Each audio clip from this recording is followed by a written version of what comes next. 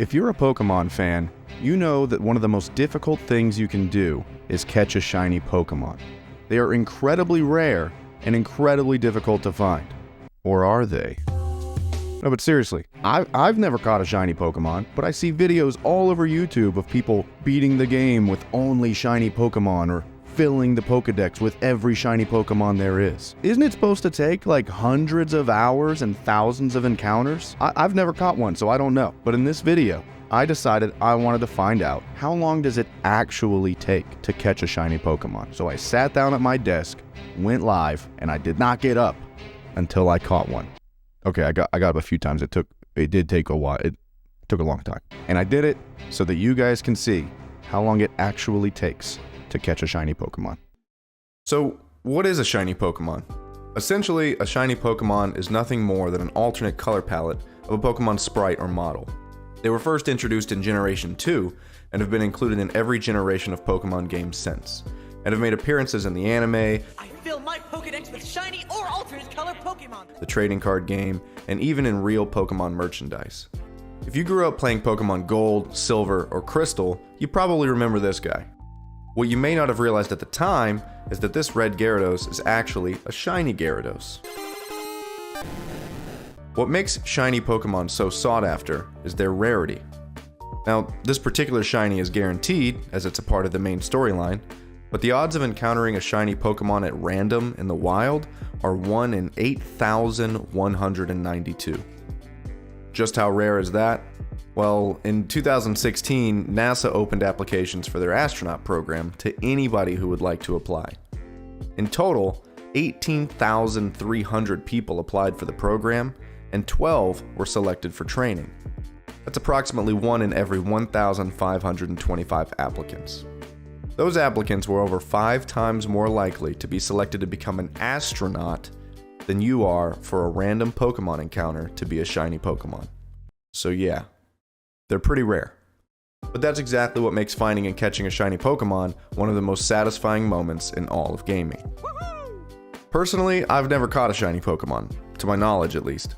The original Gold version was the Pokemon game that I played the most as a child, and Gen 2 was the first generation to include those shiny Pokemon. However, being released on Game Boy Color, the shiny sprites in the OG Gold version are often very difficult to discern from their regular colored counterparts.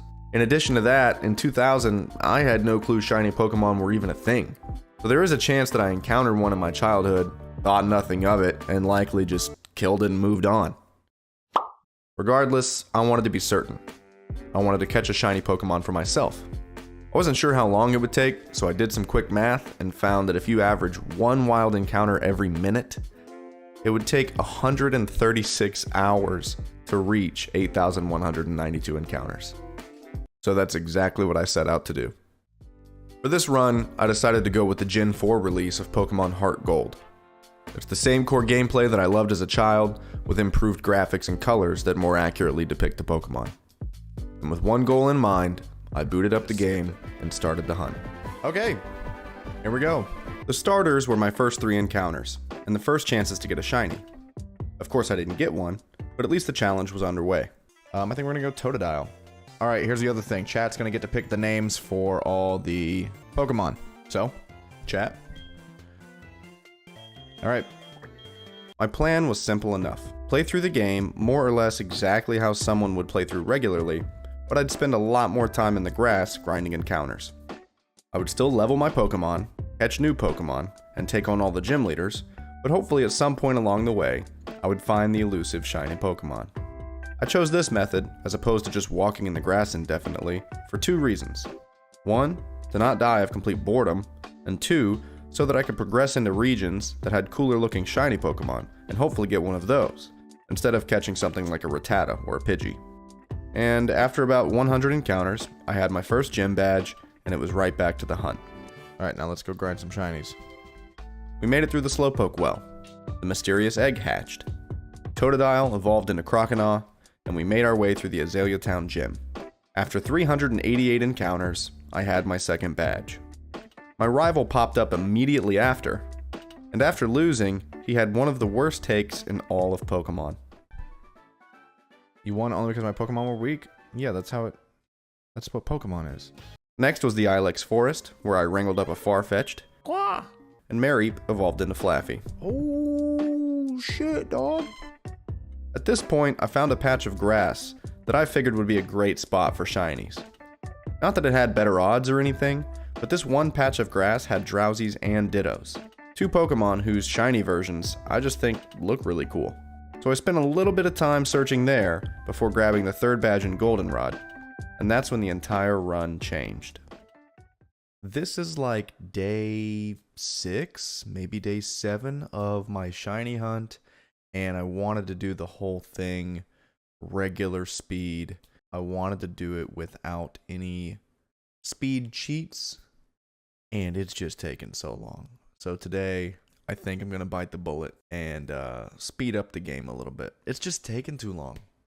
Between all the dialogue, the offensively long battle transitions, and the fact that I do have a full-time job in real life, I realized that hunting a shiny on regular game speed was simply out of the question for me. So after 600 encounters and 4 full streams, I began playing the game in 2x speed. The hunt continued rather uneventfully. My Pokemon continued to get stronger, my badge collection continued to get larger, and my encounter counter kept counting. I spent hours in that patch of grass looking for a shiny Drowsy or a Ditto, and after no success, I made my way to the Lake of Rage. I snagged the infamous Red Gyarados and used him to tank through Team Rocket, before making my way to the Mahogany Gym and making quick work of the ice puzzle. I don't know how this works, so let's go backwards from this. I need to get to this. In order to get to this. Oh, I got it. I need an ice cube. Put that there. Wait, I don't have that. Doesn't seem like I can do that. How did I get to there? Boom, boom, boom, boom. What? That's not it. I need to get right there. What the how do I get to this guy? I don't know how to get to him. I need help. Oh. Oh, shit. Look at that. First try. After acquiring the 7th badge of the game, I made my way back to my favorite grass patch and stayed there for another 400 encounters or so before ending the stream for the day. Then, shortly after starting my next stream, this happened. Oh! Or an Entei. I'm gonna see if we can get him with the Ultra Ball. Boom! We just caught an Entei, okay? What are we gonna name him? Snoop Dogg? Sounds good. Catching a roaming legendary Pokemon before finding a shiny was a bit discouraging, but it also gave me some much needed motivation and inspiration. It was at this moment that I decided how this challenge would end. I was going to catch a shiny Ho-Oh. So, I made my way through Team Rocket in the radio tower. The Rainbow Wii! Defeated Claire for my 8th badge. Admit defeat and confer the badge. And took down the Kimono Girls. Let's go! Then, I climbed to the top of the bell tower, saved the game, and started the soft reset grind. Ooh, there he is, boys! That is indeed Ho-Oh, in case you were confused. After a surprisingly short amount of time, this happened. Yes, dude! No way! No way! We got him! No way! Oh, he's beautiful! Dude, my heart's beating. Oh, man. I had defeated every gym leader in Johto, encountered nearly 2,700 Pokemon, and accumulated 39 hours of in-game time over 11 days of streaming. Even using the Master Ball, I was nervous about the catch.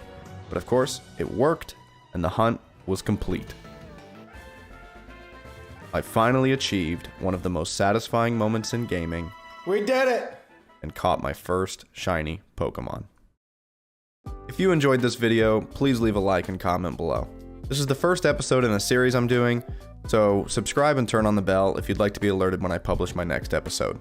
All of the gameplay for the next episode will be streamed live on my Twitch at twitch.tv/Jarodactyl, so follow me and have a chat with me on my streams, and possibly be in the next episode of the most satisfying moments in gaming.